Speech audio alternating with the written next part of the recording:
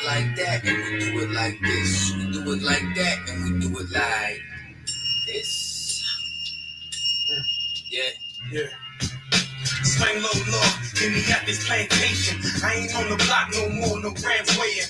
I don't even bed no hoes, my ribs stay in. Try to keep them humble and never run in the streets. My kids speaking Hebrew, so you know that I teach. It's hard, gotta hold on, trying to keep up the peace. I'm waiting on your son to return and cut off the beats. Tell them I'ma be in war mode and face peace. I know I don't deserve a second chance, but I take it. That's why I don't slow down no more, and I don't blaze it. Satan still want me back, he gotta face it. Smoke don't touch these lungs, I'm feeling strong again. Lost a couple LBs, even started the job again. I get suited up now, and I ain't talking about cardigans. Boots laced up and gear ready for battle. The enemy is listening, Lord, but I ain't rattled. You made a nigga feel it, some niggas scared of their shadow. I'm seeing lost niggas in these groups on the tube. You could've put me with them, yes, that's mercy from you. You put me in front of Jimmy, you're hiding and I can't lose. You took a drug dealer that probably should make the news and turned him to a prophet. My family is still confused. It seems they like the old me best. Sorry to say, I ain't got a drop of old me left. So I pray that the slave master see death every day. I hear the bell toll and hope I'm the one chosen. When that chariot swing low, let me roll it. We're doing this for your house and your house shot. Go to war for our people like Mordecai. I'm sorry for my sins and I deserve to die. But please swing low, sweet chariot, cause I wanna ride. Every day is a struggle just to stay alive. It's dark and hell is hot and I don't wanna feel the fire. I'm sorry for my sins and I deserve to die. But please swing low, sweet chariot, cause I wanna ride. Oh, come on, come on, come on. Won't you please swing low, sweet chariot? Won't you please swing low, sweet chariot? What you know about sacrifice? Nothing, they bluffing, these niggas perpetrators. Man, I got the shit is disgusting, I put my time in. Why they ain't even applying? Through all the pain, hate, confusion, and the lying, I stay grinding with the heart of a lion. The strong through the storm till I found that silver lining.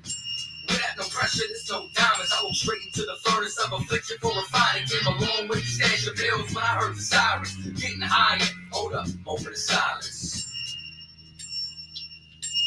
Just a moment, y'all. Yeah. Cause that man is dead in the sea. Gained knowledge, found peace, shook the mark of the beast. Only fear God and not another man who bleeds. And if you roll with me, you already know my speed. I come through, give a death to Hollywood or priest. Then I quit the shop a Christian with ease. Then I go put the sword back in the street. I got one life to live, so I'm playing for keeps. So I can drop the shit like the towers. All my haters sour, this ain't no cowards. Niggas swear they hard, but acting like they on their flowers. You old bitch ass nigga, fuck yeah, son. Hold up. Let me regain my composure. I keep the calm to the beat of a composer. The end is near, I can feel it getting closer. Praying to the Lord that the angels be my chauffeur. We're doing this for your house and your house shot. Go to war for our people like Mordecai. I'm sorry for my sins and I deserve to die. But please swing low, sweet chariot, cause I wanna ride. Every day is a struggle just to stay alive. It's dark and hell is hot and I don't wanna feel the fire. I'm sorry for my sins and I deserve to die. But please swing low, sweet chariot, cause I wanna ride. Well, come on, come on, come on. Won't you please swing low, sweet chariot? Won't you please swing low, sweet chariot? And get off the stone, cause I done been through there and back. Let's be clear the facts, crack your sentences, and traps. Revenue be oppressing, I ain't prepared to crap. My current state of living depressing, my hair is tearing that. I fight alone in my home, but I ain't sharing that. Most of these people ain't prepared for that. I met these I.S.U.P.K rappers and I was hearing that. They said, you know, they crash triple too. And I'm like, where is that? They give me scriptures and they show what he was hearing at. Forcing these up at the mountain, I'm unaware of that. Returning rocks in the bread, I'm highly aware of that. But then they try to get practice jump, she got me scared of that. And shit, I'm stressing through infinitesimal with comparing that. Put on my game strap, that's what's best to do. Cause that's what pressure do. And they bring the blessing through the truth we bring. So I show you how we shine, go to war for my king. We're doing this for your house and your house shot. Go to war for our people like Mordecai. I'm sorry for my sins and I deserve to die. But please swing low, sweet chariot, cause I wanna ride. Every day is a struggle just to stay alive. It's dark and hell is hot and I don't wanna feel the fire. I'm sorry for my sins and I deserve to die. But please swing low, sweet chariot, cause I wanna ride. Well, come on, come on, come on. Won't you please swing low, sweet chariot? Won't you please swing low, sweet chariot?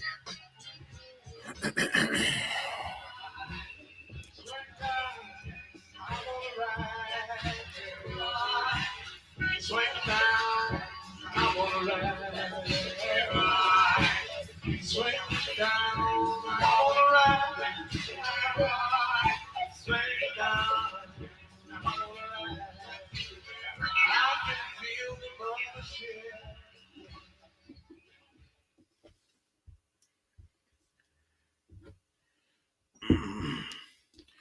Shalom Yahweh Shem Yahweh Shabbarakatham to all the brothers, Yahweh Shemala Thanba Shem Yahweh Shah to all the sisters. We are the I.S.U.P.K, started out of 1 West 125th Street, Harlem, New York, under commanding General Yohana, and we were teaching blacks, Hispanics, and Native Americans the truth since 1969. And the truth is, blacks, Hispanics, and Native Americans, you are the Israelites that the Bible talking about. You are the Lord's chosen people, right? And we must, and the whole Bible is about family. It's about a one bloodline. It's about those 12 tribes of Israel. That's what it's about. It's not about all these other nations in there getting saved and God loving everybody. It's not about that. It's about blacks, Hispanics, Native Americans. Right? It's all about Israelites, man. And our dealings with other nations and what happens when we disobey our God and when we obey our God. That's what the Bible's about. The Bible's about family. Salakia. The Bible's about family. That's what it's about. It's about family matters. It's a family thing, right? So when we out there on them streets and when we teaching this class, we're teaching this class for blacks, Hispanics, and Native Americans, man. We are teaching this class for the lost 12 tribes of Israel, man. Nobody else. Nobody else. So if you're not black, Hispanic, or Native American, this Bible is not for you. All right, this Bible is not for it's not meant for you to be picking up, trying to read and trying to get deep, dark mysteries and all that. It's not for you to get that. It's for blacks, Hispanics, and Native Americans only, man. The lost 12 tribes of Israel. That's who it's for. You know what I mean? If you have any questions, you can go ahead and type them in the chat. Man. We're gonna start out. Let's get a scripture. Man, boy. I lost everything in here. There it is. There it is. All right, we're gonna start at Genesis 2 and 22. All right, we're gonna start at the book of Genesis, chapter 2, verse 22.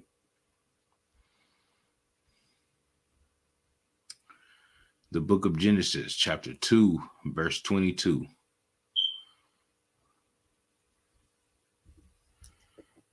Hey, shalom, y'all. Bashim, y'all. Shabbarakatham. We're gonna start at book of Genesis, chapter 2, verse 22.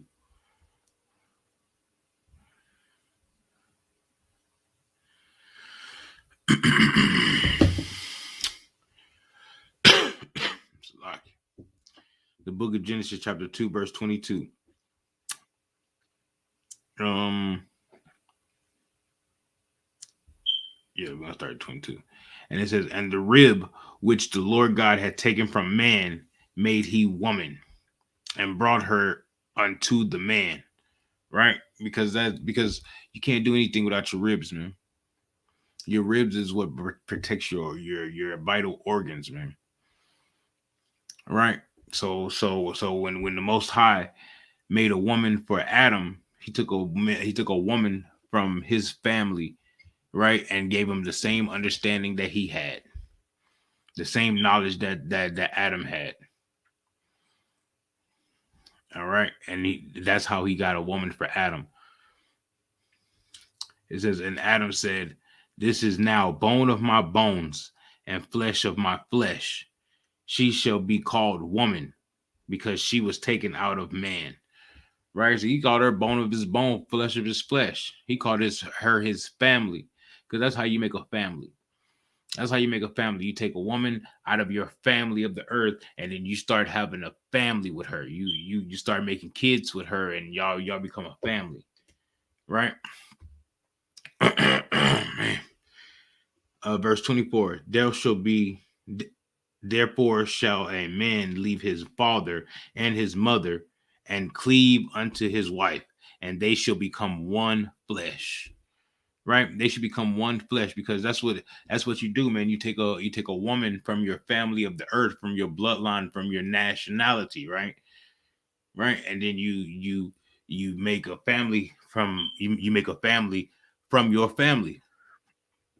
That's how that's what we're supposed to do, man. Black, Hispanic, and Native American man, you're supposed to take a you're supposed to take a woman from your nationality, from your family on the earth, and start a family with her. That's what we're supposed to do. That's how our lineage continues. That's how our bloodline continues. That's how our bloodline continues, and we're commanded to do that. That is a commandment to intermarry our family lineage. We're not talking about brother and sister incest like the so-called white man and these other nations that do that. We're not talking about that. We're talking about like um from a very distant cousin, very distant family member of the same nationality of on the earth as you. That's what we're talking about. We're not talking about your sister or your close cousin or something like that. That's very weird and that's frowned upon. Right, but we're talking about a family from your family on the earth. That's what we're talking about. All right. Verse 22, it says, and the rib which the Lord God had taken from took it from man, made he a woman. Right, because he took a piece of himself and and the Most High made a woman for Adam from out of himself. What else could that mean from out of his family? Right, so he took a woman from Adam's bloodline, from Adam's family on the earth, right, and brought her unto the man. He said, and Adam said, "This is now bone of my bones and flesh of my flesh. She shall be called woman because she was taken out of man." Right. So that is now his woman. And if y'all have any questions, y'all can type them into the chat. He said, because that's now his woman. That's now his woman. That's now his family. No, that's now his family that he made a family with from the family of his, of the earth of his, from his bloodline, from his nationality. Right? He didn't take an Edomite woman. He took a woman from his nationality, woman from his family on the earth, and made a family on the earth. Right. And to verse 24, therefore shall a man leave his father and his mother, and shall cleave unto his wife, and they shall become one flesh. Right? Because that's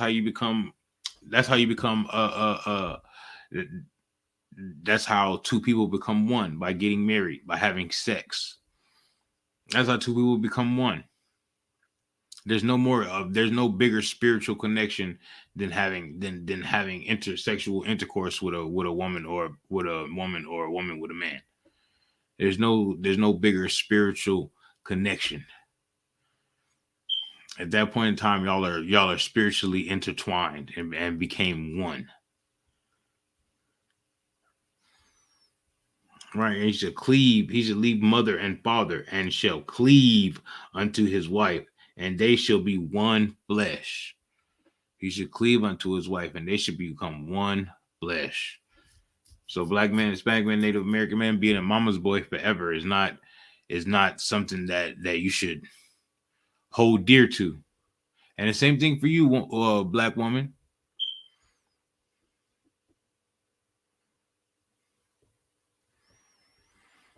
We get that next for you. I get that next for you. And you too, black woman. You should leave your mother and father, and you should cleave unto your husband. Right? You can't be living in your husband's house, and whatever your mama's saying, you reiterating and spitting that verbatim back to your husband, and shouldn't be doing that. That's not that's not the wise thing to do, because you're now in that man's house, and you should be under that man's rule. Y'all should be trying to understand life together, and not be trying to bring your mama's life into yours, into your marriage, because your mother's marriage didn't work out because your father was this and that. So that means so now when the father, oh, So now when the so now you live in your mother trying to live life through you. All right, we're gonna move on. We're gonna get the next scripture. Where's it? The precept we looking for is Genesis 29, chapter 13, verse 14. Genesis 29, chapter 13, verse 14. This is your answer, young man. This is your answer, young man Jason. This is your answer. Genesis 29, chapter 13, verse 14. And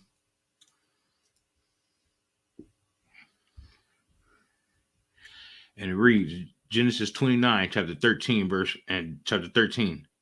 And it came to pass when Laban heard the tidings of Jacob's his sister's son, that he ran to meet him and embraced him and kissed him and brought him to his house. And he told Laban all these things. So at this time, all right, so at this time, Jacob and Esau was born, and they had grown up, and then Esau had sold his birthright to Jacob for that red pottage, right? And then now he's and then after Jacob went to go get the blessing from get the firstborn's blessing from his father Isaac, and then Esau came. Esau was upset that Jacob took his blessing, but he had sold it to Jacob.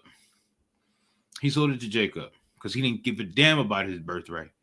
So now Esau after Isaac's death, right? Esau wants to kill Jacob.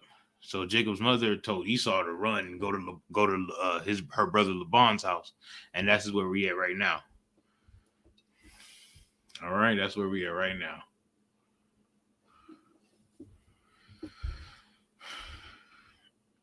Is the book of Genesis, chapter 29, verse 13. And it says, and it came to pass when Laban heard these tidings of Jacob, his sister's son, that he ran to meet him and embraced him and kissed him and brought him to his house. And he told Laban all these things. So now he's telling Laban, right? Ain't no sweat, I underbar. So now he's telling Laban all these things about Esau and the birthright and Isaac dying and what's going on. So he's telling his uncle about these things. And Laban said, verse 14, and Laban said to him, surely thou art my bone and my flesh. And he abode with him the space of a month. Right? So that way he said, surely you're my family. Surely you're my blood of my blood and bone of my bone and flesh of my flesh. Surely you're my family. He said, you can stay here as long as you want to. Because that's what happened. Because that's how Jacob got his first two wives.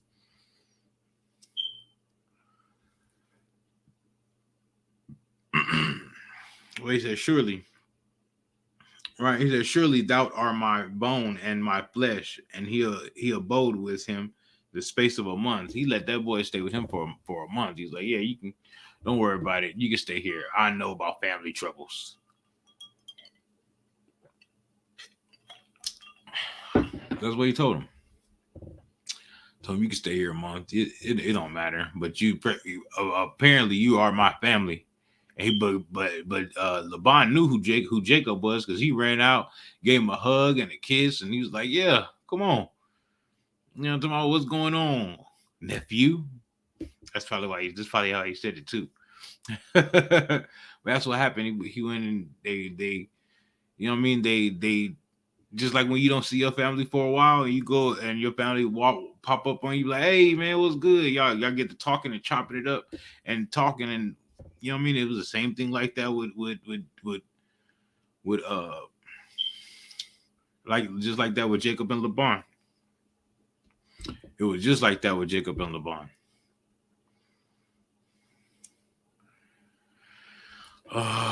Let's go down to 2 Samuel chapter 5, verse 1. 2 Samuel chapter 5, verse 1.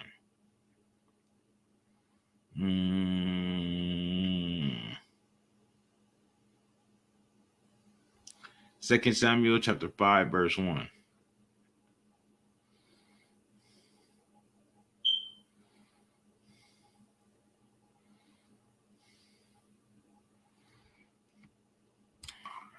Oh, Akim, got it. The book of 2 Samuel, chapter 5, verse 1. It says, Then came all the tribes of Israel to David unto Hebron, and spake, saying, Behold, we are thy bone and thy flesh. Right? So now we're talking about the first we're talking about man and woman of the same nationality, but they're becoming from the same family of the earth, and now they're becoming a family and going to start a family.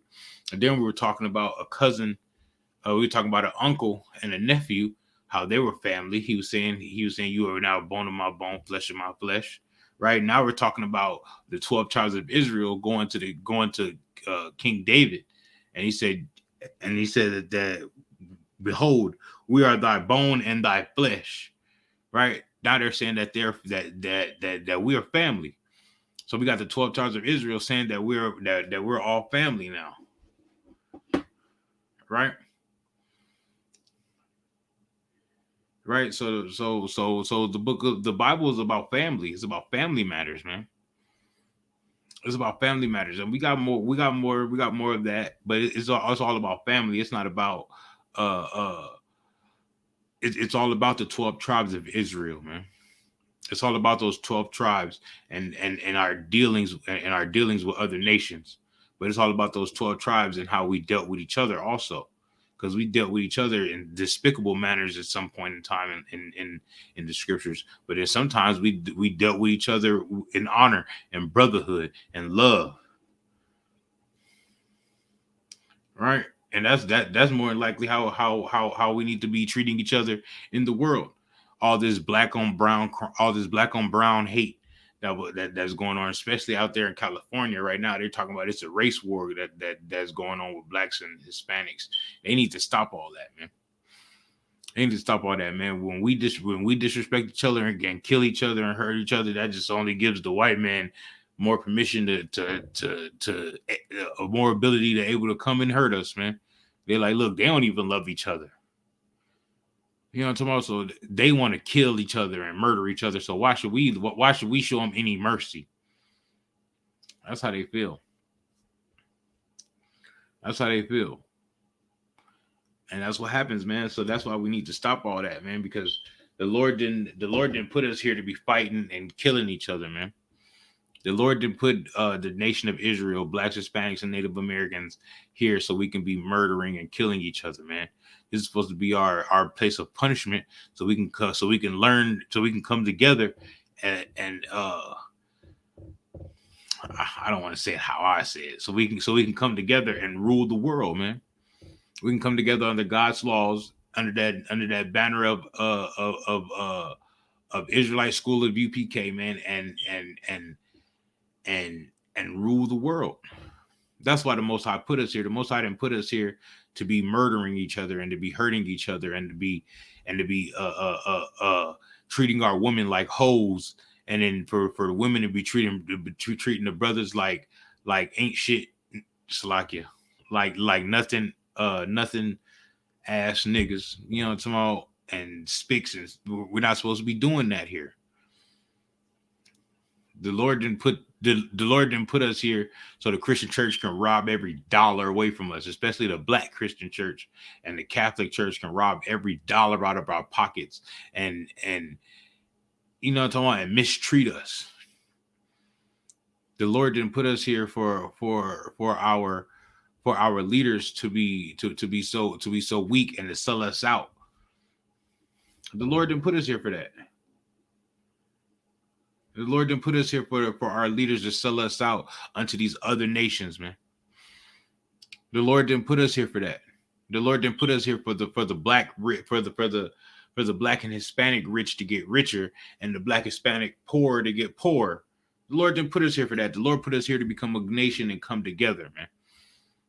So the poor can take care of so the rich can take care of the poor, man. That's what the Lord did. That's how the Lord put us here, man. That's why the Lord put us here. The Lord put us here for us to become a great and mighty nation under those laws of God,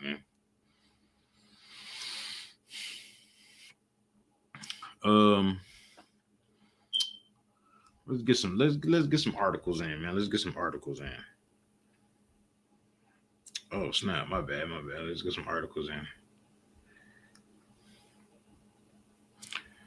This one is called Black, Hispanic, and Latino Americans in Latin America. You know what I'm talking about? Salakia. Because we're spread everywhere, man. We're spread everywhere. There's and everywhere that we're spread, we get treated the same way by our oppressors, man. We get treated the same way our oppressors, like nothing. Right now, my Hispanic brothers at the border right now. Right, they got my Hispanic brothers at the border right now, separated them from their mother and their fathers, and got them sleeping in foil blankets, man. Right. Remember when the so-called Haitians, the children of Levi, was trying to come into this country, man. They stopped them and made them make camp under the border and was beating them and everything. They wasn't feeding them, wasn't trying to give them aid, no help. Right, and it took the I.S.U.P.K to under commanding General Yohana to go down there and to help their brothers out, to show their brothers love, because your government wasn't going to do it. The government was not going to do it, but it took Blacks, Hispanics, and Native Americans and the I.S.U.P.K to go over there and do that. Called the Mission to Acuna. That's who did that, man. That is who did that. Right, and at the same time, they was letting they put them Arabs, right? They sent them Arabs over here on private jets, man. Brought Arabs from Afghanistan over here on private jets, man, and put them in Airbnbs and gave them food stamps. But then the children of Levi couldn't get a pass; they couldn't come over here, and they call those Arabs terrorists. That's what they do, man. But they won't let the children of Levi, God's chosen people, come over here, man, and find safe haven from a tornado, man, or a hurricane. My bad. Or a hurricane, man. They won't let them come find safe haven from a hurricane, man. And he's supposed to be land of the free, home of the brave. Yeah, man, it's home of the slave, man. That's what happens.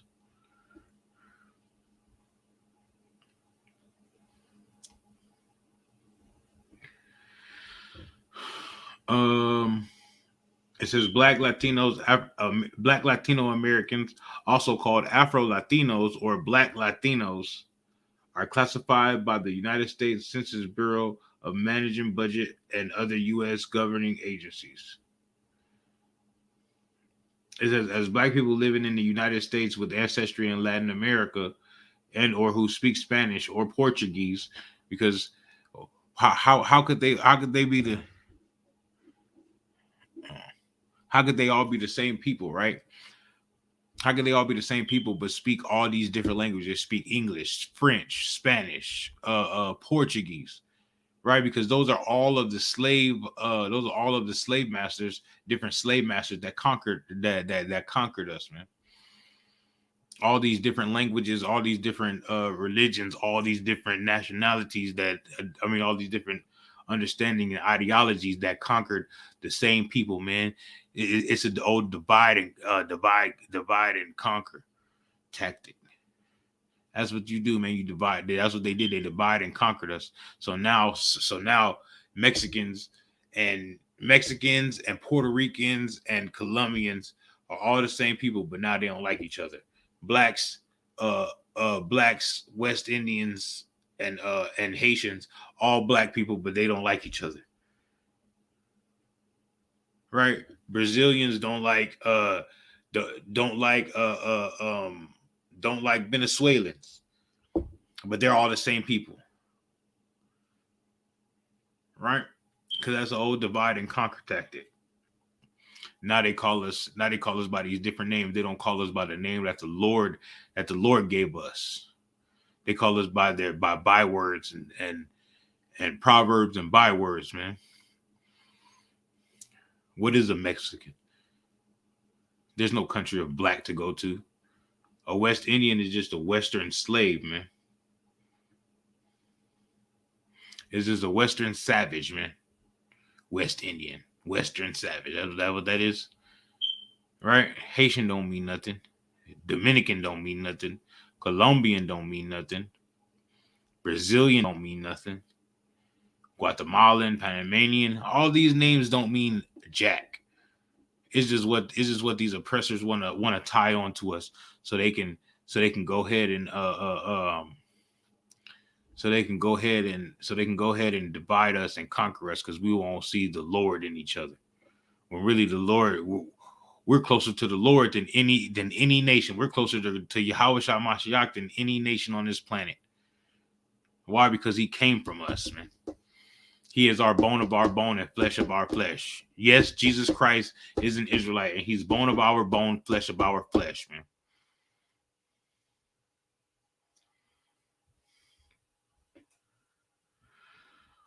Um, it says, as black people living in United States with ancestry in Latin America and or who speak Spanish or Portuguese as their first language. When really their first language was Hebrew, man. The Lashawan Kodash, that was their first language.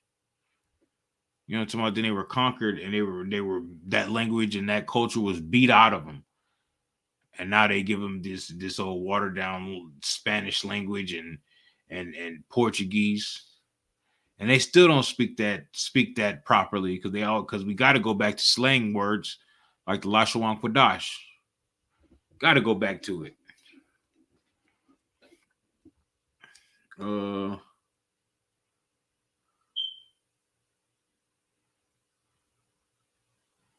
Okay, so the distinction made by government agencies for those within the population of an official race category, including black, is between those who report Latino backgrounds and all others who do not.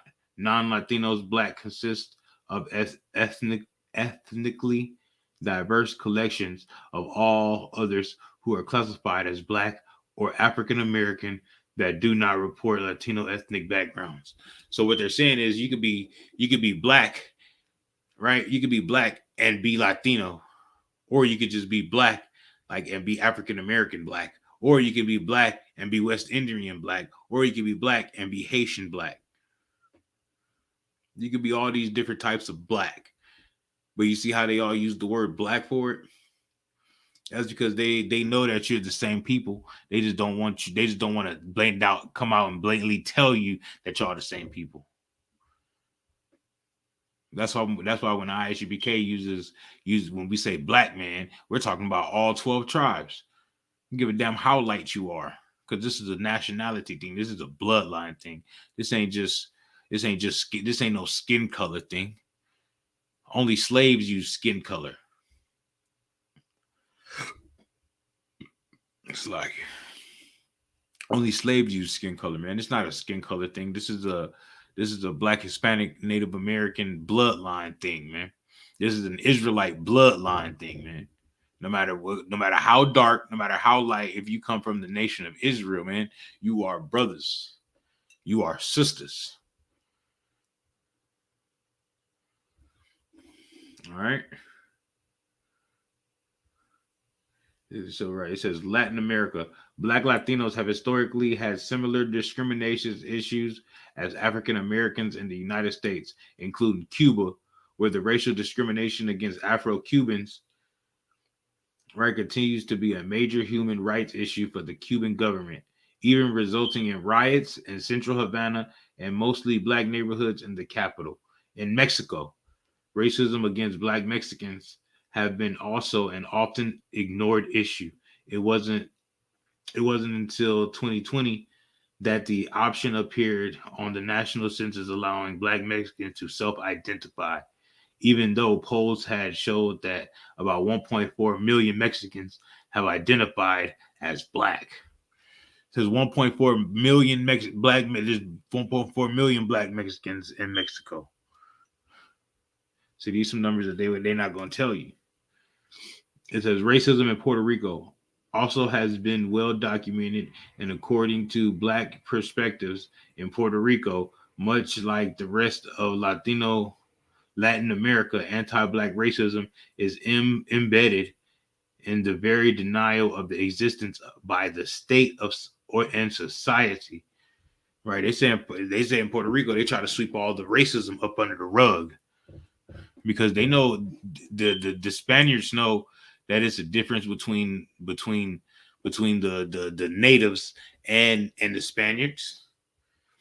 They know that everywhere they go in Latin America, they know that there's a difference between the the the Spaniards, right, that conquered them, and the natives that's there, the native tribes that's there. All you have to do is ask them, and you can ask them. You can ask them, and they'll tell you. They'll be like, oh no, my father's a Spaniard, and they'll be like, you feel me? And or they'll tell you my father's a Mexican he's an Indian.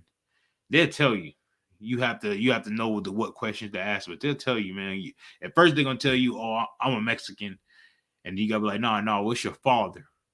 And they'll tell you. They'll break their lineage down for you.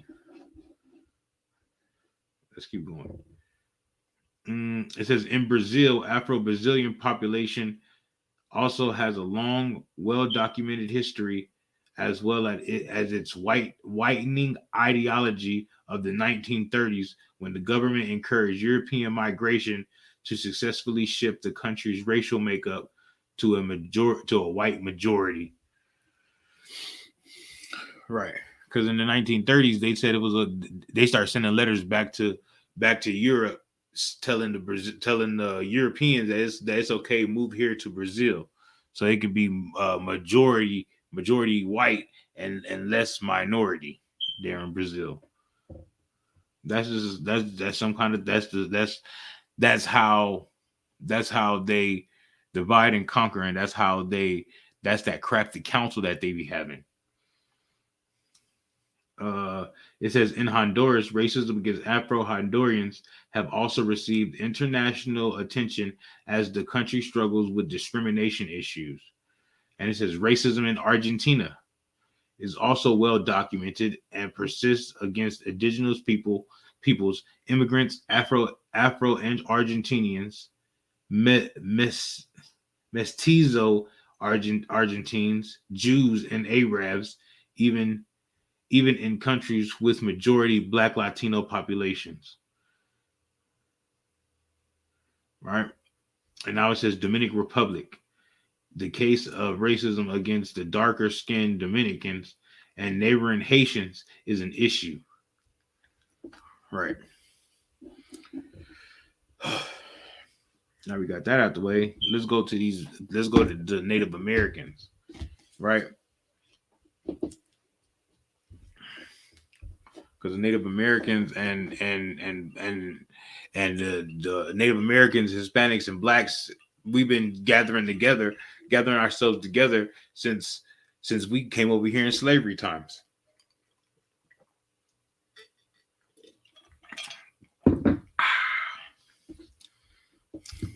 All right.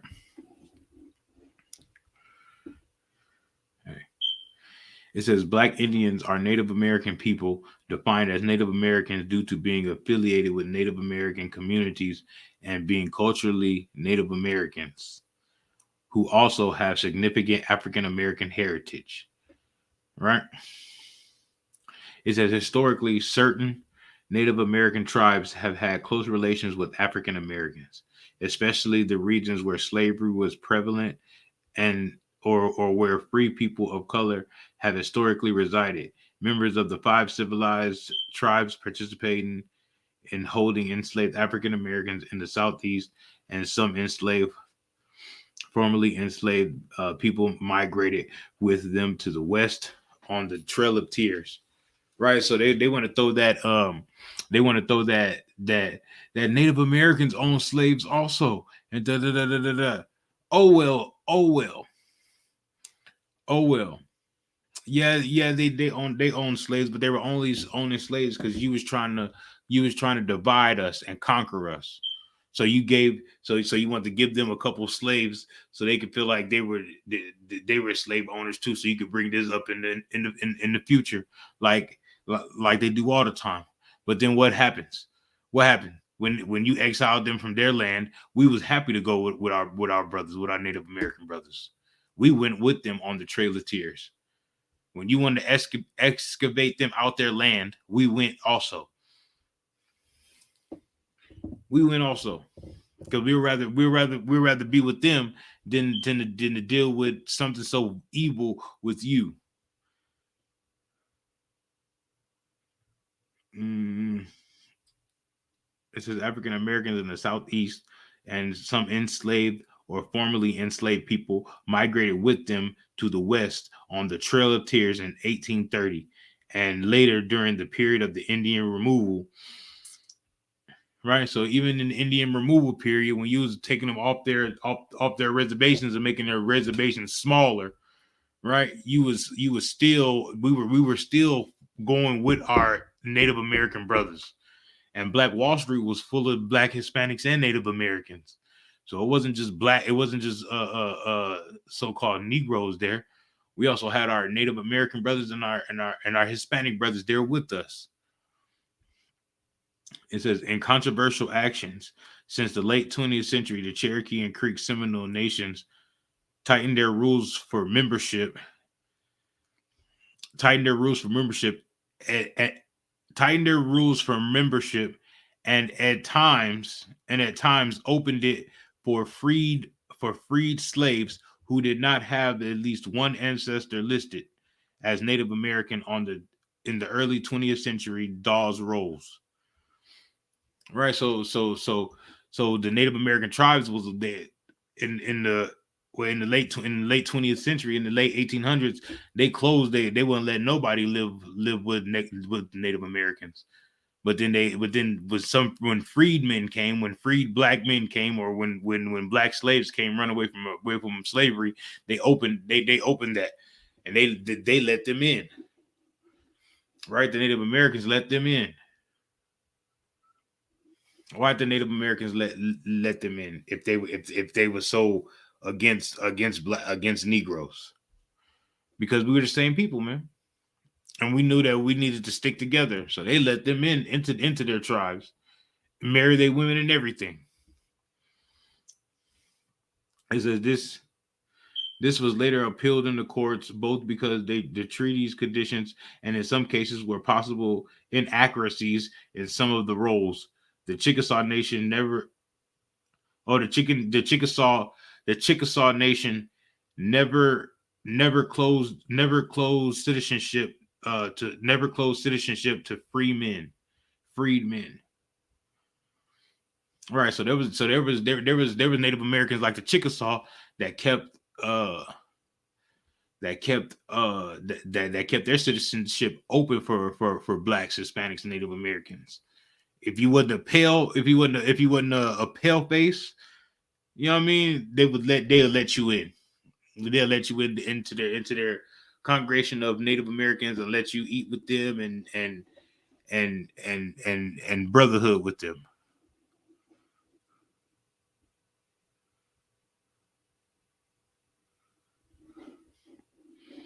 Mm, here we go. Let's go history.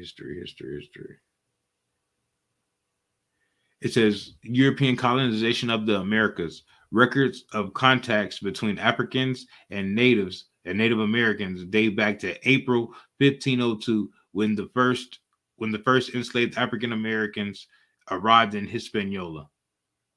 Some Africans escaped inland from the colony of Santo Domingo. Those who survived and joined up with the native tribes became the first group of black Indians in which later became part of the United States. In the first recorded example of African slave escaping from European colonists and being absorbed by Native Americans dates to 1526. In June of that year, Lucas Lucas Vasquez de I, Leon Lucas Vasquez de Leon established a Spanish colony near the mouth of PD River in present-day South Carolina. The Spanish settlement was named San Miguel de Guadalupe. Its inhabitants included 100 enslaved Africans in 1526, and the first enslaved African fled the colony and took refuge with local Native Americans. Right. So they was enslaved in North Carolina, and they ran away from their slave masters and linked up with they Native American brothers. Uh, it says in 1534, Pueblo peoples of the Southwest had contact with the Moroccan slave Esteban de Dorantes. Before any contact with the remainder of the survivors of the Spanish expedition, as part of the Spanish expedition, Esteban traveled from Florida in 1528 to what is now New Mexico in 1539. With a few other survivors, he is thought have been killed by Zuni. More than a century later, when the Pueblos united to rid their homelands of the Spanish colonists during 1690 Pueblo Revolt, one of the organizers of the revolt, Domingo Naranjo, Santa Clara Pueblo, men of African ancestry. Oh, so they thought the Native Americans had killed his brother, but they didn't kill his brother. He had a whole family, had kids that was living there.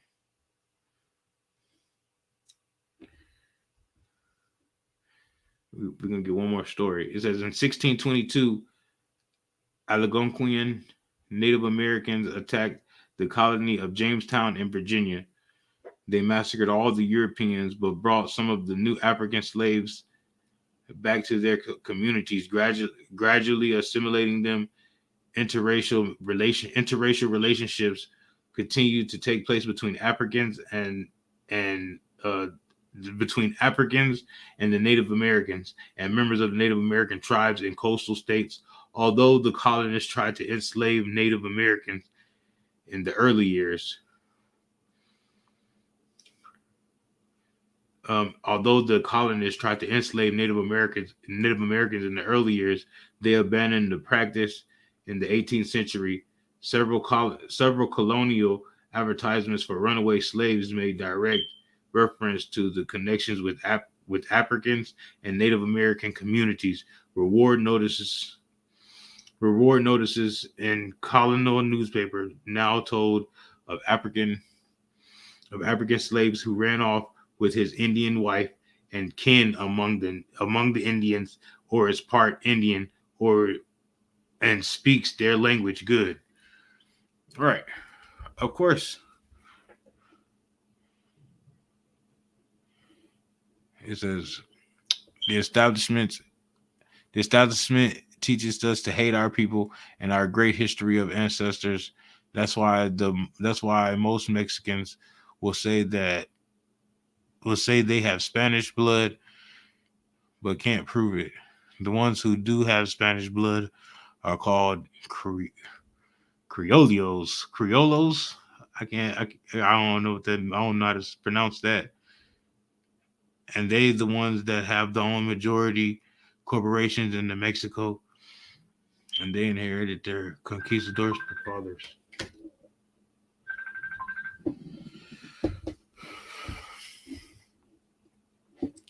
I feel it. I feel it, man. Hey, we also have black people that don't want to be black anymore, man. They don't want to be black. That's why they call themselves African. You know what I mean? That's why what's the tennis player's name? Serena Williams. Serena Williams will paint she'll lighten her face. She'll lighten her face. That's why all the black women love to wear blonde hair. Because they don't like being black. They don't like the texture of their hair. They don't like nothing about themselves. They really hate themselves, man. That's an excellent point you bring up. Young man Jason, that's excellent.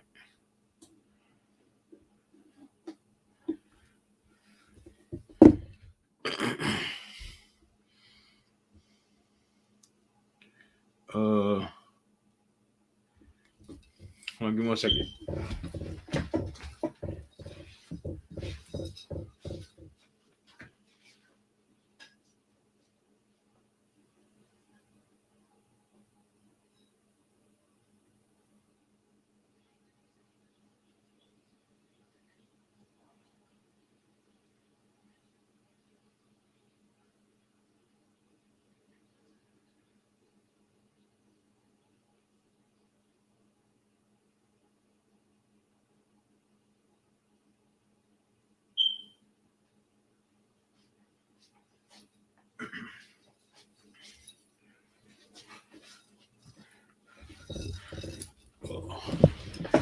o'clock. Now I have an article about the Underground Railroad that was running south to Mexico. A lot of people don't know about this. A lot of people don't know about this about the Underground Railroad running south to Mexico, right? It says the little known Underground Railroad that ran south to Mexico. It says unlike the northern free states, Mexico didn't agree to return people who had fled slavery. Right? It said Mexico Mexico was like, nah, if they make it here to Mexico to be free, they free. We're not returning them to you.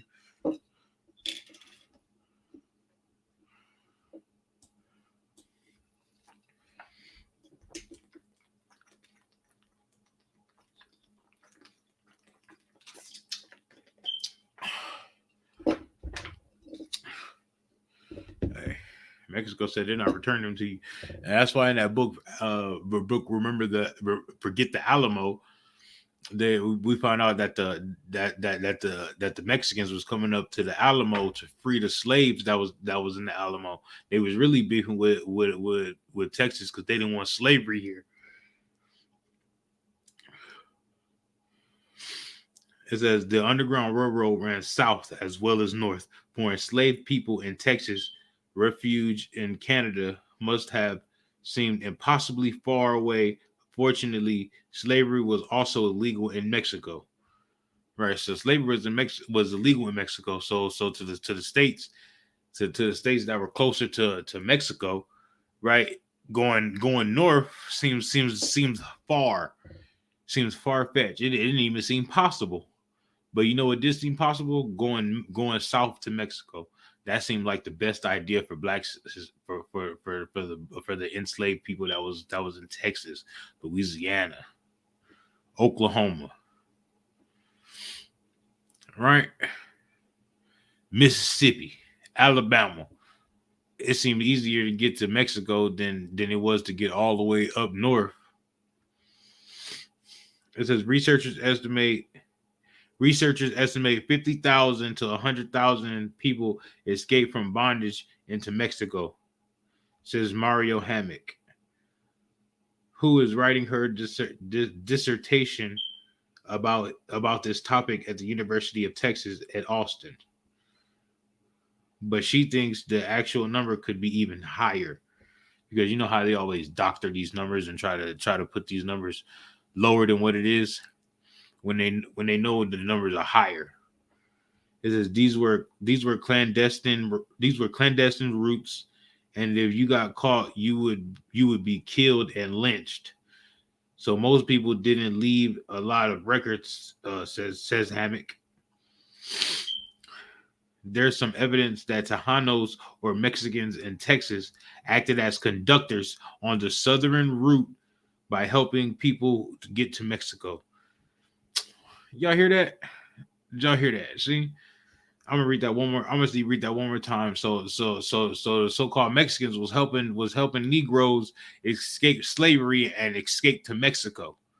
They called them conductors on the Underground Railroad on the southern route. That's what they. I'm gonna read that one more time. It says there's evidence that Tejanos or Mexicans in Texas acted as conductors on the southern route by helping people get to Mexico. In addition, Hammock has also identified a black woman and two white men who helped enslaved workers escape and tried to find a home for them in Mexico.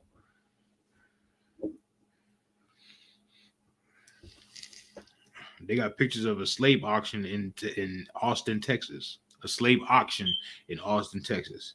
It says Mexico abolished slavery in 1829 when Texas was still part of the country, in part prompting white slaveholding immigrants to fight for their independence in the Texas Revolution.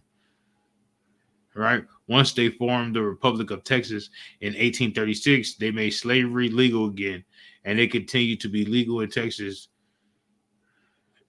and to be legal when Texas joined the U.S. as a state in 1845.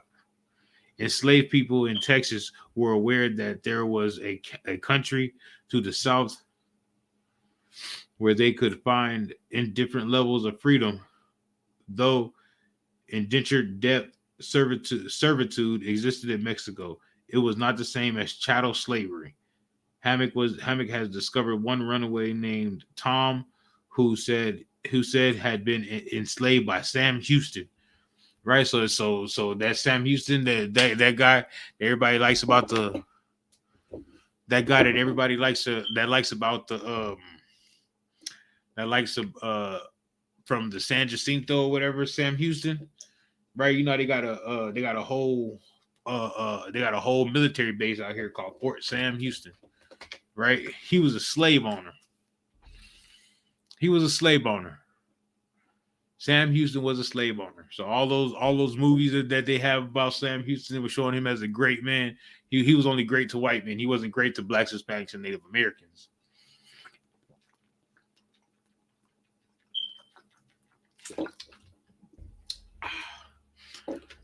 Hey, water's good, man.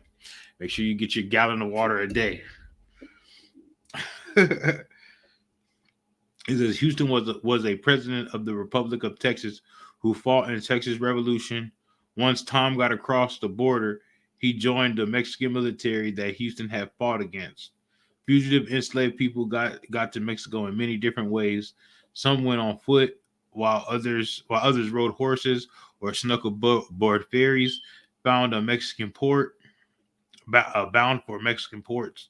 Stories spread about enslaved people who crossed the Rio Grande River, dividing Texas from Mexico by floating on bales of cotton. And several Texas newspapers reported in July 1863 that 3 enslaved people had escaped this way, even if this wasn't logistically possible for the imagery of floating to freedom on the symbol of slavery was strong.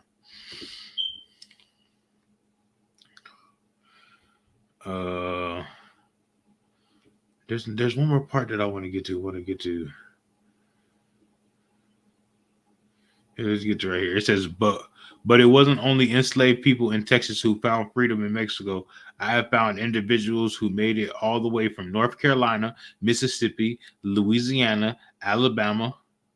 It says slaveholders knew that enslaved people were escaping to Mexico, and the U.S. tried to get Mexico to sign a fugitive slave treaty, just as the Fugitive Slave Act of 1850 had compelled free states to return escapees to the South. The U.S. wanted Mexico to return escaped enslaved people to the U.S., but Mexico refused to sign such a treaty, insisting that all enslaved people were free when they set foot on Mexican soil. Despite this, some U.S. owners of enslaved people still hired slave catchers to illegally kidnap escapees in Mexico. It is unclear how organized the Southern Underground Railroad was, Hammock says. Some enslaved people may have found their way to Mexico without assistance. Other evidence suggests Tejanos, especially Port Tejanos, played a part in the helping of escapees get to Mexico. Right. Viva la raza, huh? That's what I'm talking about. My Mexican brothers was helping the Negroes get to freedom. That's what I'm talking about.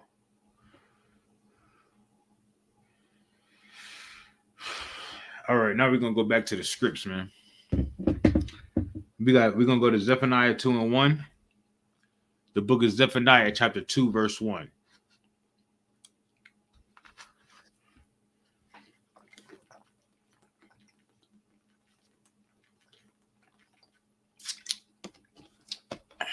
The book of Zephaniah, chapter 2, verse 1.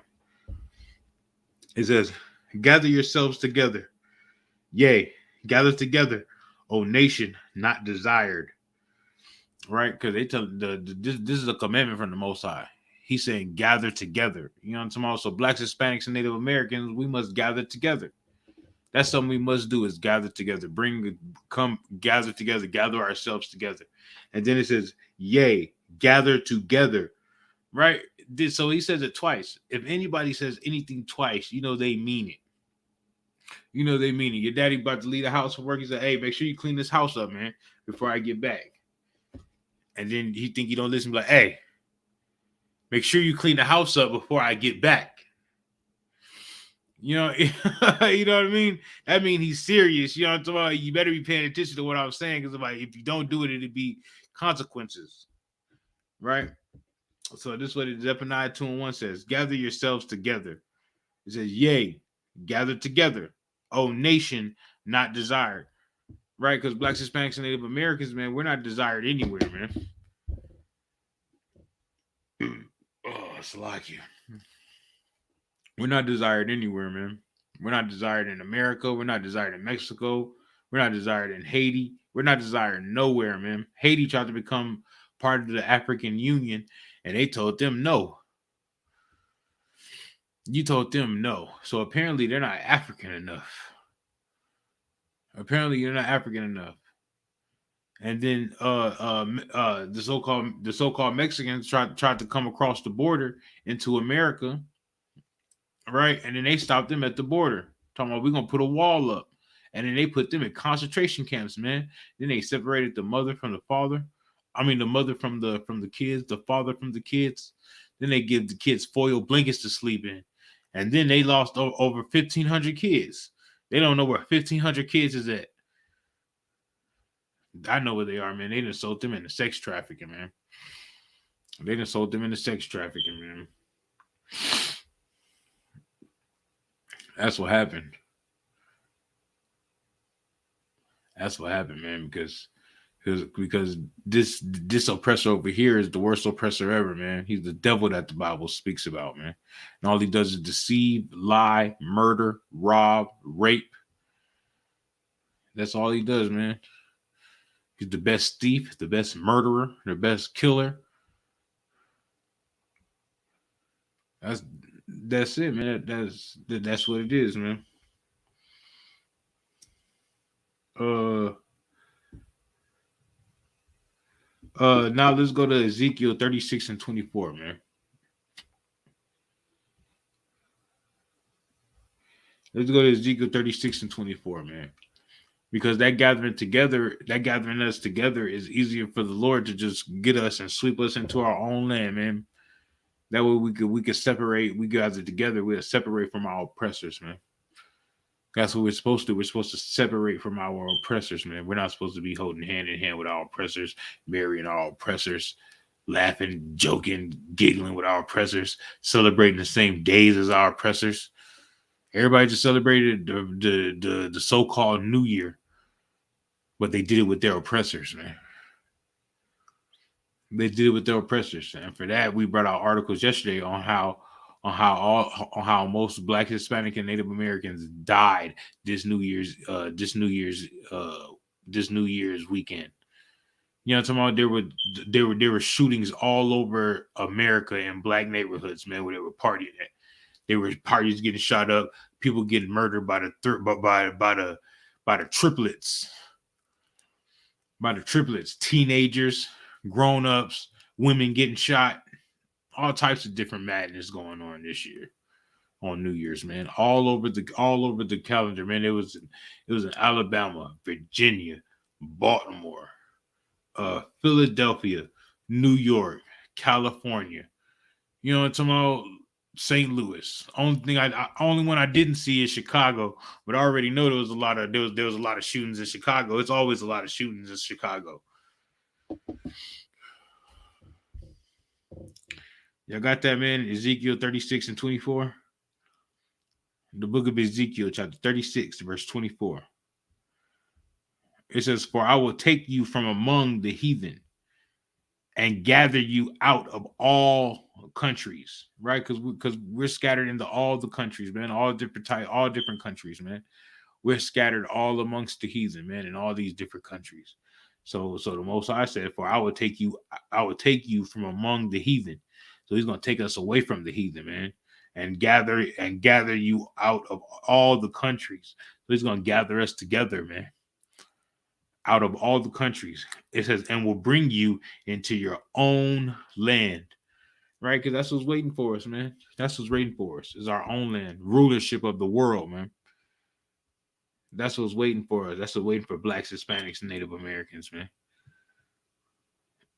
That's what's waiting for us, and that's something that was promised to all 12 tribes, not just Judah or Benjamin and Levi, but all 12 tribes: Ephraim, Manasseh, Zebulun, Issachar, Asher, all 12 tribes, Reuben, Gad. All 12 tribes are going to get this, man. All 12 tribes are going to get this. He says, "For I will take you from among the heathen and gather you out of all countries and will bring you into your own land." That's what the Most High promised us, man. That's what the Most High promised us. And unlike blacks, Hispanics, and Native Americans, the Most High keeps his promises, man. The Most High keeps what he says he's going to do is what he's going to do, and he does it. Only ones that don't do that is blacks, Hispanics, and Native Americans, man. We begged for it. We begged for the Lord to come get us out of Egypt, man. And he came and got us out of Egypt, and we didn't do what the agreement says. That's why we're in slavery now. That's why we all messed up now in the head now. Because the Lord made an agreement with our fathers way back in the gap 5,000 years ago, and then 5,000 years ago, right? And then he gave us and then now what 4,000 years later, since we're not keeping our agreement with the Most High, now the Most High is punishing us for that thing there. Now the Most High is punishing us for that thing there. Like Commander Junior Hanna said yesterday, the Most High is the best bill collector. The best bill collector ever. He collected on his debt. He's like, oh, y'all didn't. So for 4,000 years ago, y'all didn't want to listen. So all right, I'm gonna punish you now. All right. I got you. Don't worry about it. Most I was like that. Don't worry about it. I got it. No. Don't be trying to change now. You know, tomorrow the Most High. That's how the Most High get down. The Most High wants what He says to be done. That's it. That's it. What He says to be done, He wants that thing done. No ifs, ands, or buts about it. And which is only right, man. Which is only right because whenever you get into a jam, the first thing you want to say, "Oh Lord." When you lose your job, first thing you want to pray to is the Lord. Right? When you get sick, first thing you want to pray to is the Lord. When you get when something happens, something bad happens in your life, the first person you want to call, first thing you want to do is, "Oh Lord." But then you don't want to give up your job for the Lord. Right. You don't want to give up having sex with hoes for the Lord. You don't want to give up Christmas for the Lord. You don't want to give up Thanksgiving for the Lord, New Year's for the Lord, but you always want to put the Lord name in something.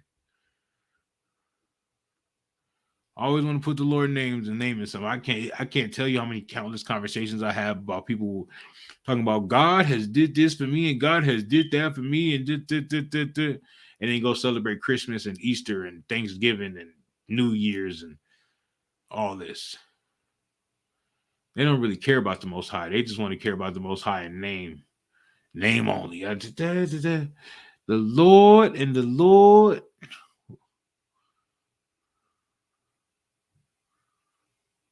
And it sounds so convincing. My God, I know my God, and I know my God is did this, and I know my God is at that.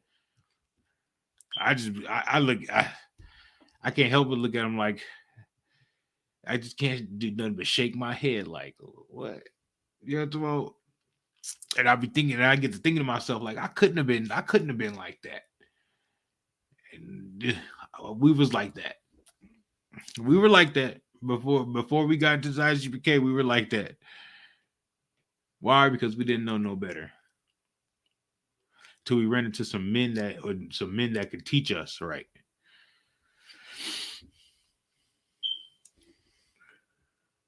Right. Let's go to Matthew chapter 10, verse 5.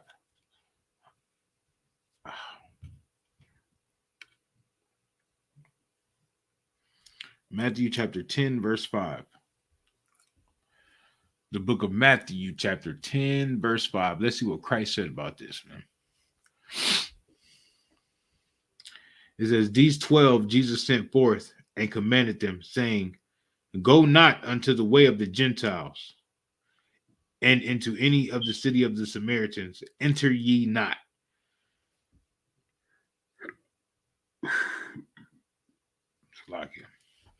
He said, don't go into the ways of don't go to the Gentiles. Don't go to the non-chosen people of the Lord. Don't go to the non-chosen people. Go to the chosen people of the Lord, right? It says, but go rather to the lost sheep of the house of Israel. He said, rather go to the blacks, Hispanics, and Native Americans, man. Go to where you need it, man. Don't be always be in the suburbs, man. Don't be in the suburbs, man. Talking to the heathen nations that live in the suburbs, man. Go to the hood. Go to the ghettos, the barrios, the reservations, man, where the people need it. That's what Christ told. That's what Christ told his disciples. Go to where you're needed. Don't be always over here in the good part of the don't be over here in the good part of San Antonio. You know, I'm talking about Houston, of Killeen, of Austin. He said, man, go to the hood, man. Go to the hoods. Go to the ghetto parts. Go to the barrios, man. Go to the reservations, man. Go to where people need to hear the word, man. Don't be like the Christian pastors always set up in the building, man. Actually go out to people and help people, man. That's what the Lord said. He said, actually go out and help people, man. He said, and as ye go, preach, saying the kingdom of heaven is at hand, that your rulership is at hand. Black man, Hispanic man, Native American man. Go tell them that, go tell them that, hey, your rulership is at hand. You might not be able to rule anymore. You know what I'm talking about? Because when Christ comes back, your rulership, you know, somehow if you're out here working and doing the Lord's work, then you'll be able to rule. But if you're not, then you're gonna be the least in the kingdom of heaven. You're gonna be the least in the kingdom of heaven. So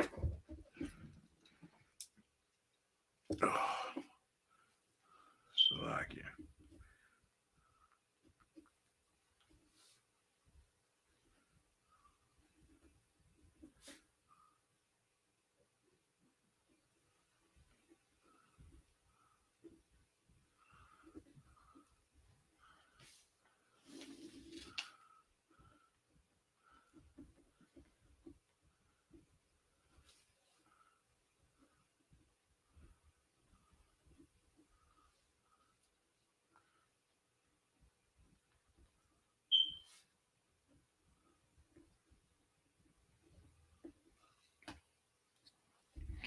Right.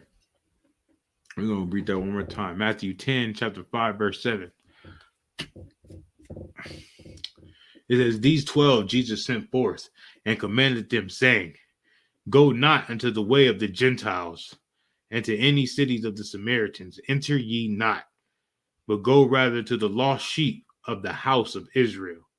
And as ye go, preach, saying, the kingdom of heaven is at hand. That's it, black man. Your rulership is at hand. Your rulership is at hand, black man, Hispanic man, Native American man. You either make a choice to be with your brothers, or you can make a choice to be with the heathen nations. But you have to make a choice. You can't be on both sides of the fence. You can't be on both sides of the fence. And I was watching this documentary earlier, and they were asking if you could be pro black and then have a wife of another nation, right? And everybody was like, yeah, you could be, because that don't really have anything to do with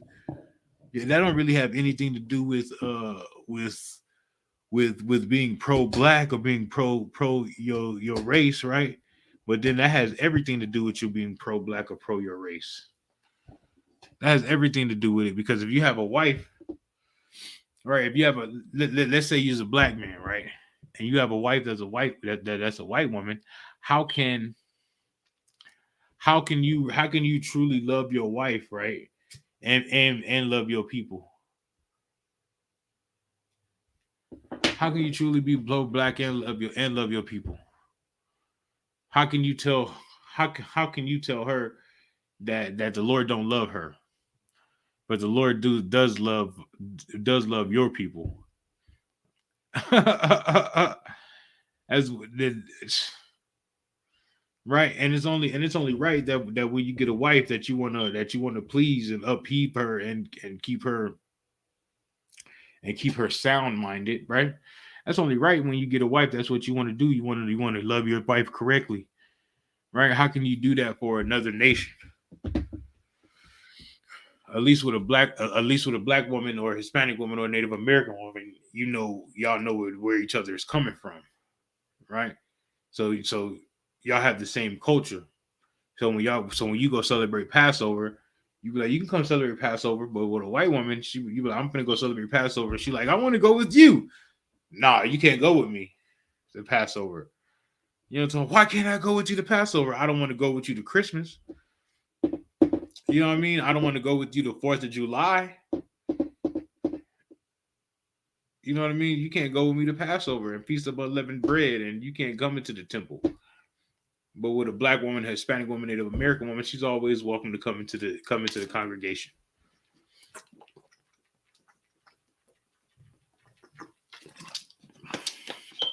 She's always welcome to come into the congregation, always welcome to come into the class, always welcome to come to the cookouts, all that.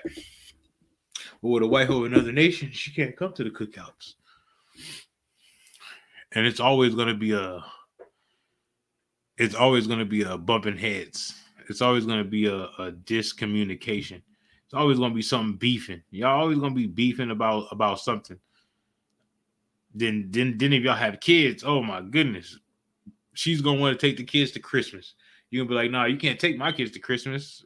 You know what I mean? Like, can't take my kids to New Year's. You can't teach my kids to sin. But she's not gonna understand that because that's her culture. Is to do everything against the Most High. That's her culture. But she's not gonna understand that. She's not gonna understand that. And then when she does understand it, she's gonna want to go. And she can't come. So that's just even more disappointment.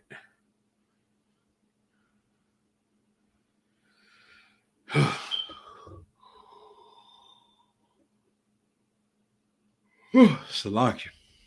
That's even more disappointment.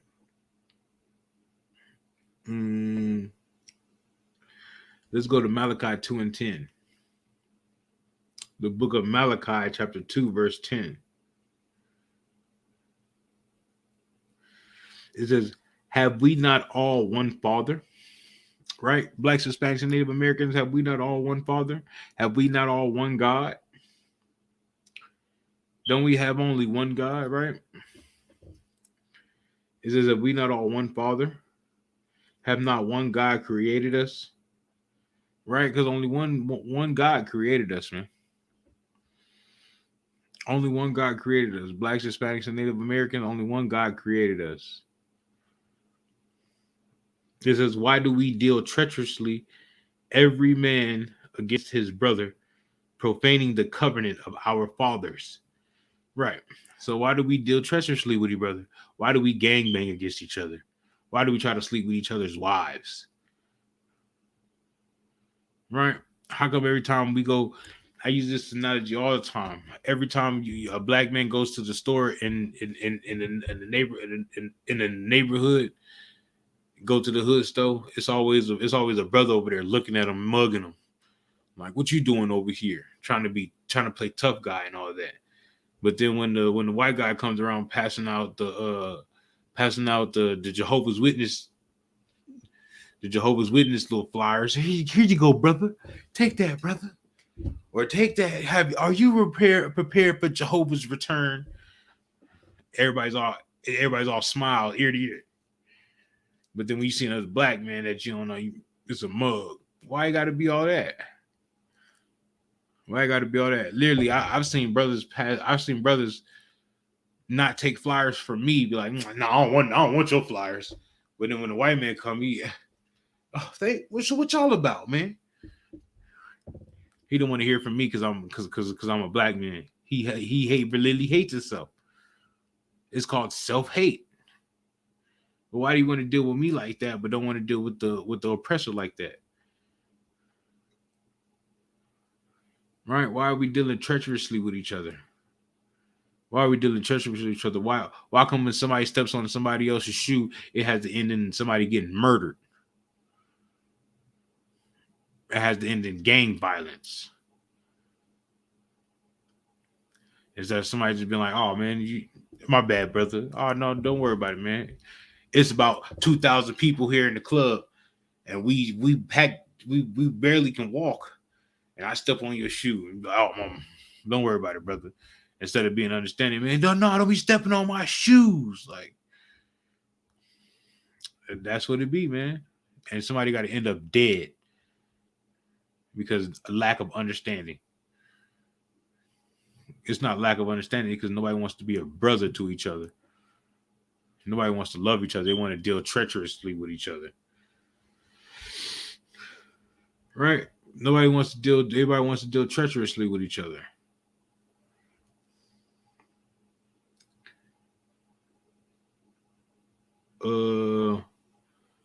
Now let's go to Luke chapter 17.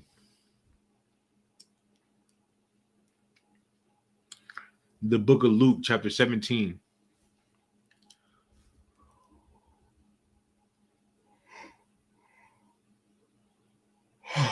Man. The book of Luke chapter 17 verse 3.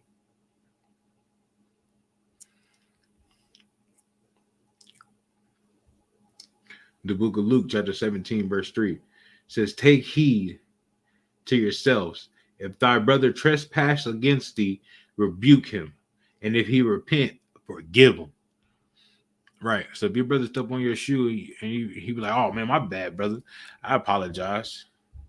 Then forgive that brother. Forgive that brother. He stepped on your shoes and he understood that it was an accident. He understood like, hey man, my bad, brother. I did not mean to step on your shoes. I apologize. Then forgive that brother. Don't be like, oh no, Nick, no, you meant to step on my shoes. You did it again. You meant to step on my shoes. Next thing you know, everybody pulling out guns and they talking about squeeze it then. Oh, pull the trigger. No, bro, it ain't gotta be that. It ain't gotta be that. The brother stepped on your shoes and said, excuse me, all right. No sweat, man. Just you all right. It's a lot of people here tonight. Everybody wants to be the tough guy, especially with their brother. Everybody wants to be the murderer of their brother.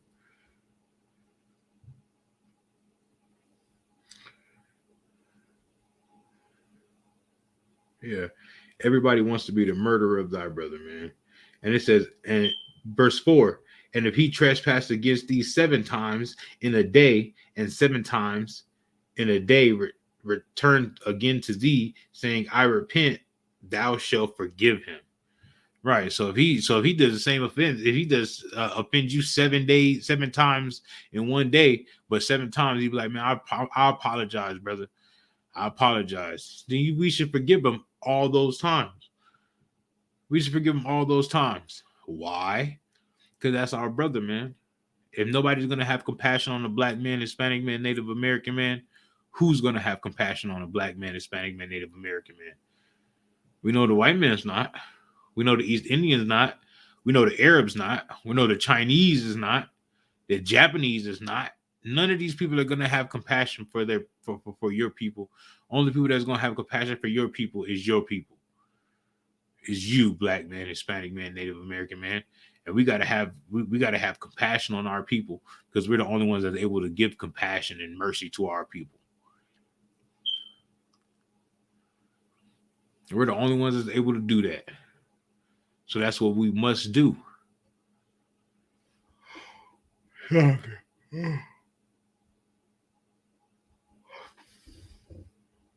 So that's what we must do, man. Because you don't want to get the hellfire. You don't want to get the Most High's judgments for that. Because the Most High's judgment for disrespecting a brother, he don't like that. That's something that the Most High does not like. He liable to kill you dead right where you stand. You do that to your brother. No, I ain't forgiving you. I'm not forgiving you. No, he's liable to drop you right there where you stand. Heart attack. I don't know. Lungs close up, and the Most High be right. Who's gonna tell the Most High he's wrong for killing a brother that ain't brotherly? Who is the Most High to say who are you to say the Most High is wrong for killing a brother that don't love his brothers? Matter of fact, uh,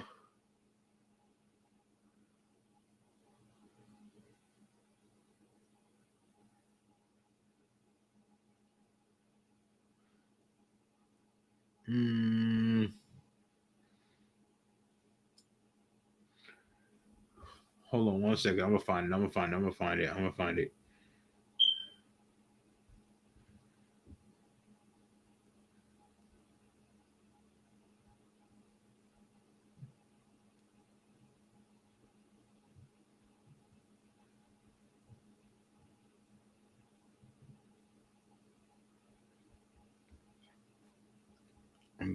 it.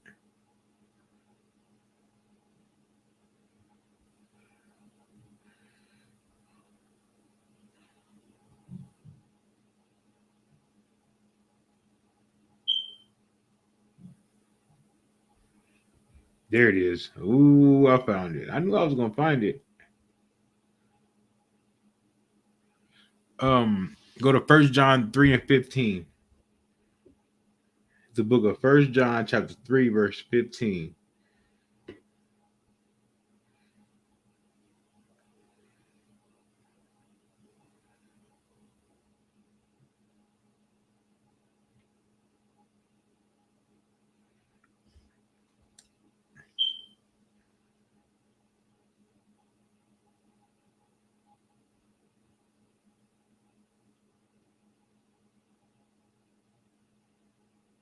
Right. We're gonna start at verse 14.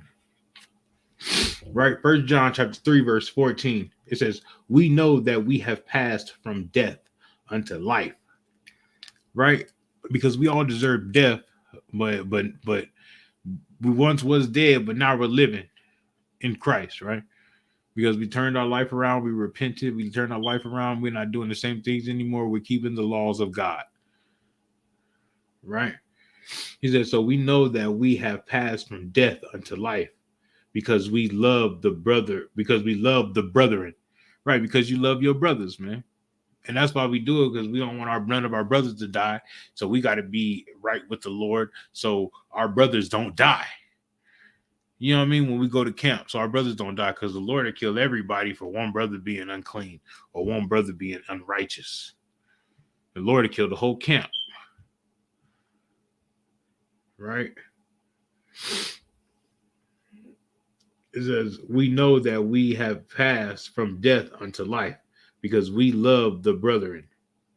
He that loveth not his brother abideth in death. So if you don't love your brother, you abide in death, man. You don't love your brother, man, you might as well kill your brother. But wait. Verse 15 said, whosoever hateth his brother is a murderer. Ooh. Don't that just convict and get chills down your spine? He says, whosoever hateth his brother is a murderer.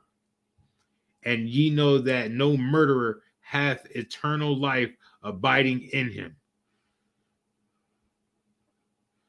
Right. I mean, Christ ain't abiding in you, man. Christ ain't in you. Because he said you hate your brother. He said whoever hates his brother is a murderer, man. That means if you hate your brother in your heart, you might as well kill your brother. You might as well kill your brother if you hate your brother, man. You might as well kill your brother if you hate your brother. And that's what's going on right now. Blacks and Hispanics in California and LA, they hate each other right now, and they're murdering each other.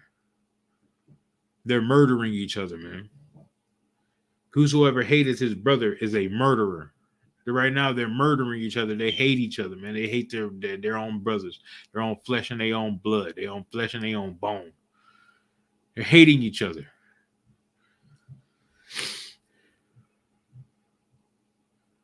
Verse 16. Oh, no. I don't need verse 16.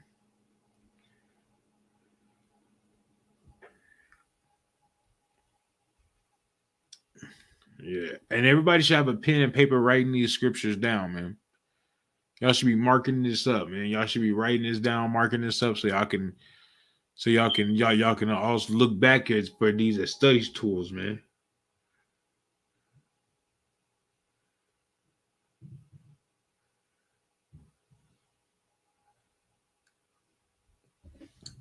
All right. Now we're gonna go to 1 Peter chapter 3, verse 8. 1 Peter chapter 3, verse 8. We're gonna go 1 Peter chapter 3, verse 8. And like and share the class, man. Don't just keep this to yourself, man. Spread the truth to everybody, man. Everybody needs to hear the truth. Spread the truth to all your brothers, all your sisters, everybody, man. Like and share the class. Matter of fact.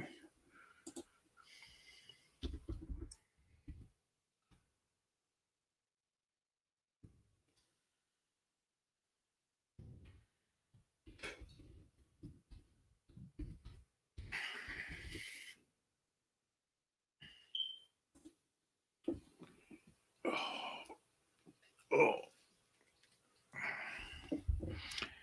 Hey, Shalom, Lord Christ. All right. That's my brother Tamakia in the building. Shalom, Lord Christ. All right.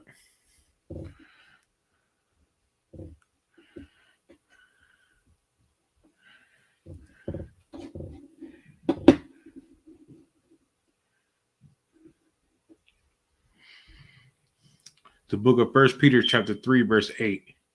It says, finally, be ye all of one mind, having compassion one to another. Right. We one body here, man.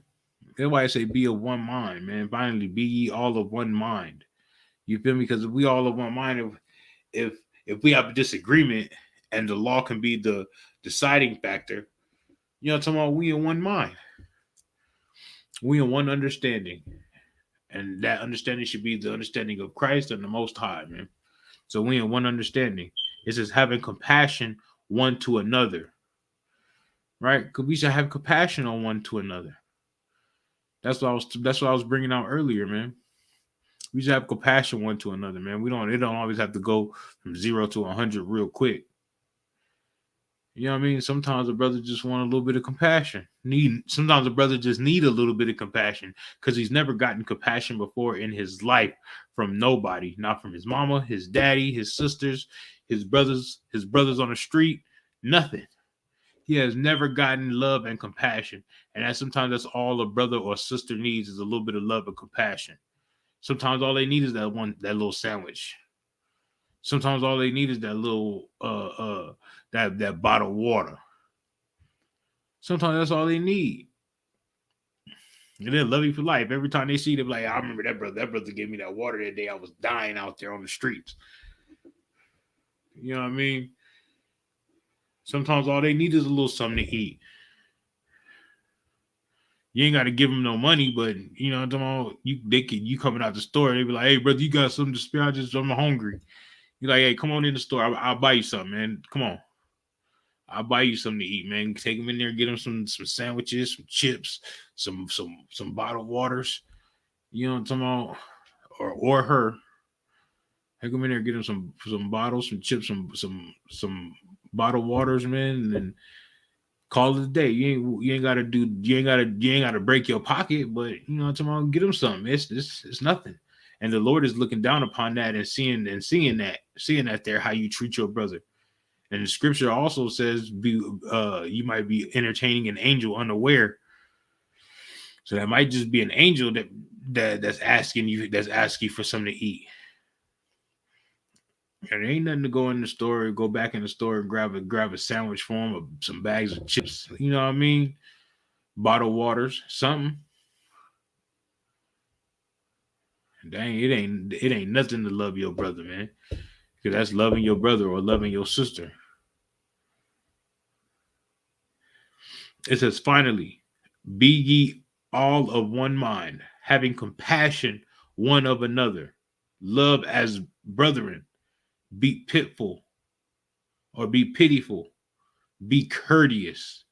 Right, man. And because if you got money to buy somebody something to eat, you ain't nothing wrong with buying them something to eat.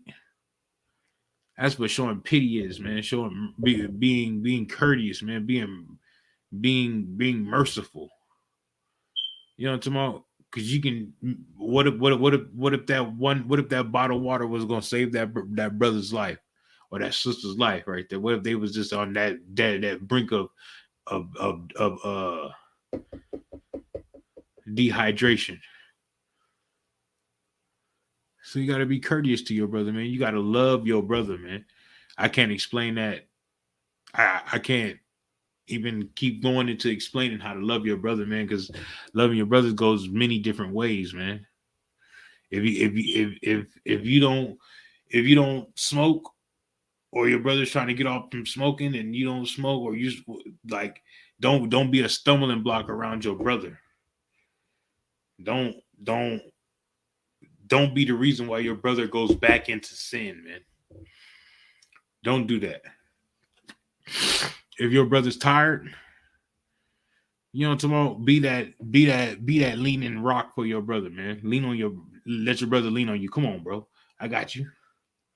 It's me and you. It's me and you. It's me and you. You know what I'm talking about? We can go. We can go. You know what I mean? If your brother's feeling down, lift your brother up. Lift his spirits up. Don't be afraid to call your brothers if your spirit down. Don't be afraid to call your brother and be like, "Hey, what's going on, man?" And your brother, he knows you. He'll send something in your spirit, and y'all get to chopping it up and laughing and talking, and eventually your spirit's gonna be lifted. Your mind's gonna be off whatever was bothering you. But don't be afraid to lean on the brotherhood. You have to lean on the brotherhood, man. That's what we have to do. We have to lean on our brothers, man. That's what it's here for. That's why we have to gather ourselves together, because that's the only thing that's going to override this oppression that we're up under is brotherhood, perfect brotherhood. If you ain't got it and you need it, call your brothers. See if they can lend some help, because more than likely they can. Especially if you got more than 3-4 brothers, everybody put in $2. You know what I'm talking about? You needed $10. Now you got, I don't know, 12.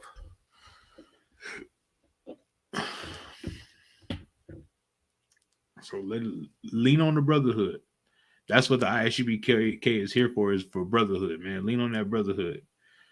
Verse 9, it says, not rendering evil for evil. Right. Not rendering evil for evil.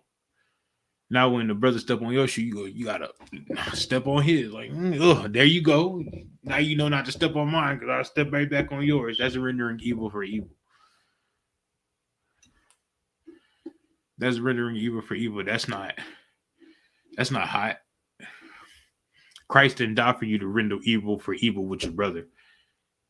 Christ didn't die for your brothers to go shoot up the block, then you go shoot up their block, then y'all shooting up each other's block, and kids is getting murdered, and Christ did not die for that, man. That is not what the Most High, and that is not what the Most High put us here for. The Most High did not put us here to be shooting and killing each other, man. The Most High did not put us here to be having sex with each other's women, man. The Most High did not put us here for that, man. To be beating on our wives, and for wives to be beating on their husbands. The Lord didn't put us here for that. The Lord didn't put us here for you to be beating on your man, and for your man to be beating on you, and y'all fighting every day. And the Lord didn't put y'all here for that. The Lord didn't put the black man here to go out and do evil towards his brothers. The Lord didn't do that, man. Christ didn't die for that, and the Lord didn't put us here for that.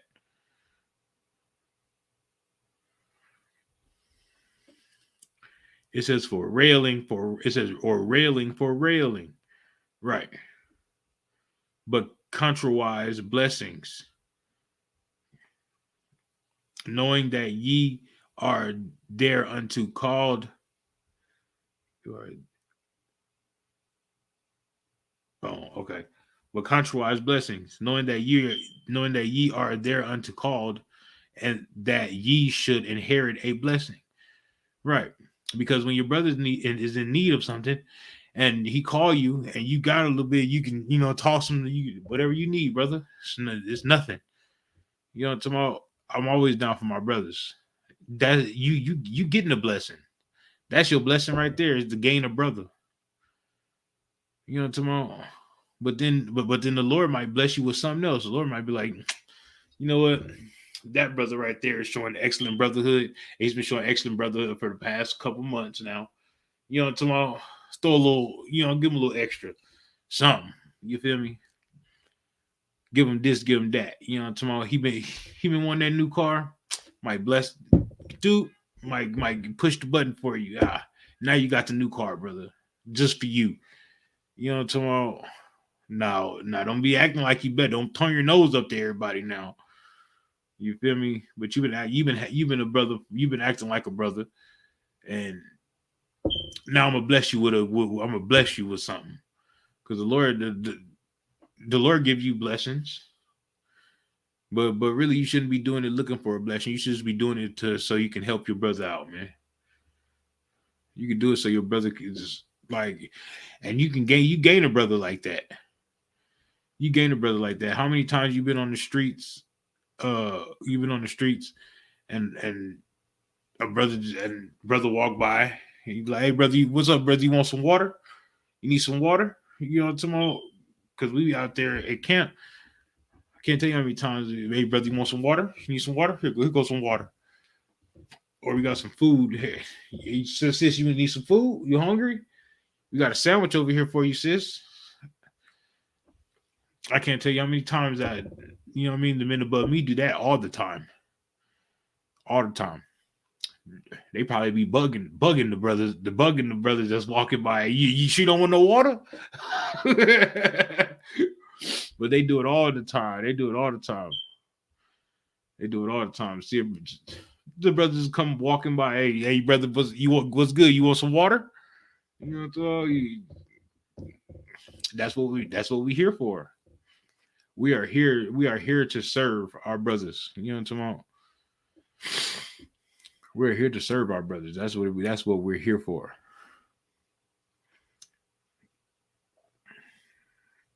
All right, we're here to love our brothers and be compassionate to our brothers, and not hold grudges towards our brothers. That is what we're here for.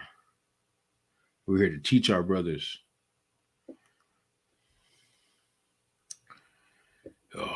And with that, we are the I.S.U.P.K. Started out at 1 West, 125th Street, Harlem, New York, under Commanding General Yohana. And we've been teaching Blacks, Hispanics, Native Americans the truth since 1969. And that class is dismissed. Oh.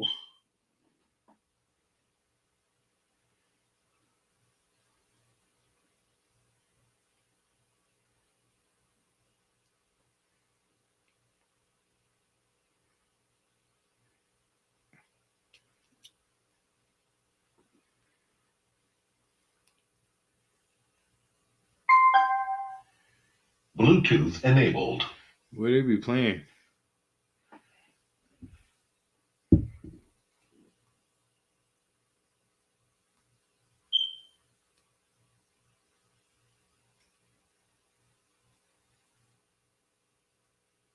Check out my Hebrew trip. I am black but comely, O ye daughters of Jerusalem. As the tents of Kedar, as the curtains of Bluetooth enabled. My Hebrew trip, you know I'm Hebrew fresh. My Hebrew chick, and you do not want tests. I got my Hebrew clip. I know you can't understand it, I'm on some Hebrew shit. Check out my Hebrew trip. My Hebrew drip, check out my Hebrew drip. My Hebrew drip, you know I'm Hebrew fresh with my Hebrew click. I know you can't understand and I'm on some Hebrew shit. Check out my Hebrew drip. Go with a garment down to the foot. Lil' mama came back and took another look. The fringes and them studs probably got her shook. But all I can tell her, I am not a crook. Whole team winning. Can't do it by myself, I brought my whole team with me. Tonight I need some help, I plan on killing these niggas. And I ain't talking murder, shot at killing these niggas. I know she probably heard of us, One West, Harlem, New York, since 1969. Looking for an Israelite woman that I can get behind. Take her to the promised land. Show her good niggas exist. Fuck what her mama saying. You understand? Listen. Fuck the mention, blue is my cologne. All I did was say shalom, and she offered me a phone number. Especially when I'm in the zone, I tell fire to the bone. Girl, you playing with the wrong. Check out my Hebrew drip. My Hebrew drip, you know I'm Hebrew fresh with my Hebrew chick, and you do not want tests. I got my Hebrew click. I know you can't understand it. I'm on some Hebrew shit. Check out my Hebrew drip. My Hebrew drip. Check out my Hebrew drip. My Hebrew drip, you know I'm Hebrew fresh with my Hebrew click. I know you can't understand it. I'm on some Hebrew shit. Check out my Hebrew drip. And you ain't never seen nothing like it with a drip so hard in a straight. She was dying cause I'm nigga cold as ice and sharper than a knife. I can change your whole life just by making you my white man. Look, that nigga got the boots, beard sprays, man. Look, that nigga got the garment with the shades, man. Look, that nigga got the spikes on his armband, and he got the Shiller David on his charm, man. No, I'm not lucky, I'm blessed. Yes, my lady in the dress, they hate me fresh. I'm making their ass sweat with all this masculinity. I can tell you better than my swag on the lady. And just say something you can buy. They asking who am I? I traded in my suit and tie. And I just got a garment from the captain. Catch me in the club smelling like a platinum. My Hebrew drip, my Hebrew drip. You know I'm Hebrew fresh with my Hebrew chick. And you do not want tests. I got my Hebrew click. I know you can't understand and I'm on some Hebrew shit. Check out my Hebrew drip. My Hebrew drip. Check out my Hebrew drip. My Hebrew drip. You know I'm Hebrew fresh with my Hebrew click. I know you can't understand and I'm on some Hebrew shit. Check out my Hebrew drip. Thy cheeks are comely with rows of jewels, thy neck with chains of gold. We will make these borders of gold and studs of silver. Hebrew drip. Right. I want another one. I want another one.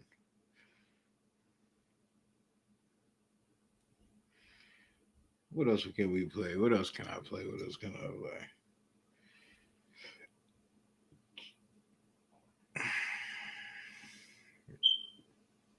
Nope. That's my joint right here. Oh, jokes aside. You know how niggas be like, I'm this and that for life. This and that for life. I'm on this for life, nigga. This is blow. Come on, sir. I'll send it to you when I send it to you, sir.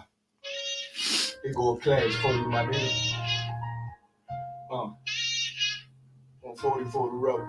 The world turned its back on me. I'm a crippler.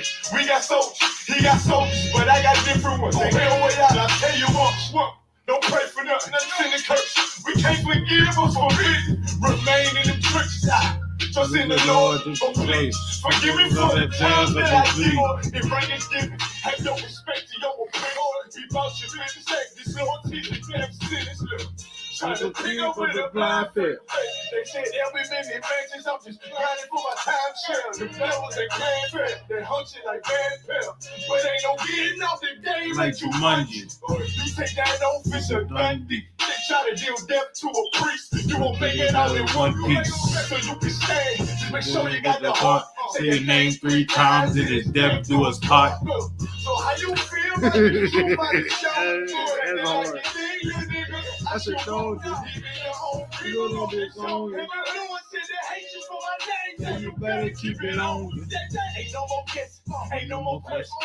Make sure my election to them fuck away like George Jets. Murder for capitalized, murder at the Capitol. The world in amazement, we like fuck a rain. I pity those watching life as it go by. Been giving mercy in this life, I don't know why. Smoke never try to. They dead, there's a lot of don't salute my nigga. I'm dedicated because of you, my nigga. I never do my niggas like Bishop did Raheem. Let me let that love go. Let that love go. But if I bring you to my It's bed, just a blood oath. so how you feel, How you go, how you go. This ain't like you think, nigga. I should want you. Even your own people On this own. and the Lord said They that tell you you are Lord legs, so you better keep it on. Hey.